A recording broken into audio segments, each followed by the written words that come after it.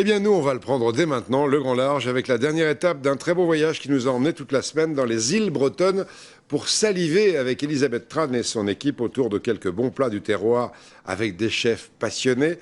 Aujourd'hui, dernière étape donc, Belle-Île-en-Mer, un carré d'agneau, des poissons, bref, tout ce qu'il faut pour bien profiter de Belle-Île-en-Mer. On retrouve Elisabeth Tran avec Arnaud Ifergan et Rémi Meyer. C'est un privilège rare, travailler dans un restaurant avec vue. Et quelle vue! Au bout de la terrasse, une perspective magique et des sensations toniques.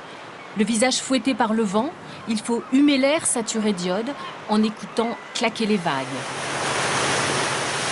C'est un milieu qui est très préservé, une vraie qualité de vie réelle et un contact au quotidien avec la nature, les côtes mais aussi bien la terre.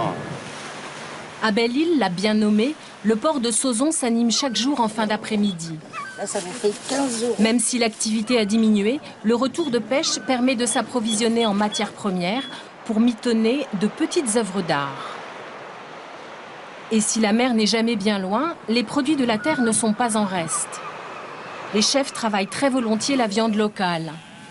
Ils profitent de ce circuit court qui n'a que des avantages et bénissent l'environnement. Grâce à l'air salin, l'agneau pourrait prétendre à un label. On a les embruns à Belle-Île-en-Mer du vent quoi, en fait, qui mouille beaucoup l'herbe. Donc du coup, c'est vrai que ça donne un goût quand même assez particulier à l'agneau, quoi. Je vais vous préparer un carré d'agneau de Belle-Île qui sera rôti à l'ail et au romarin avec quelques pommes de terre, grenailles de Belle-Île également et des artichauts bretons. Pour cette recette, commencez par la garniture. Retirer les parties fibreuses, évider le foin et faire tremper dans de l'eau citronnée pour éviter l'oxydation. La cuisson des pommes de terre démarre à froid. L'agneau est cuit sur la peau à la poêle dans un beurre mousseux. La première cuisson est faite pour faire fondre la graisse, la rendre un petit peu croustillante, et la deuxième pour rendre une cuisson bien homogène au four et des pièces bien rosées. C'est de l'agneau de Belle-Île en plus, donc c'est un délice. C'est très très bon, la viande est très fondante, elle est cuite parfaitement, rosée, c'est superbe. Alors elle est lisse.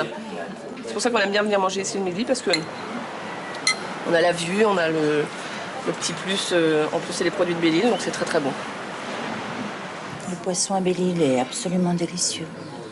L'alliage des saveurs est extraordinaire et très fin. On est au bord de l'eau, avec une vue imprenable.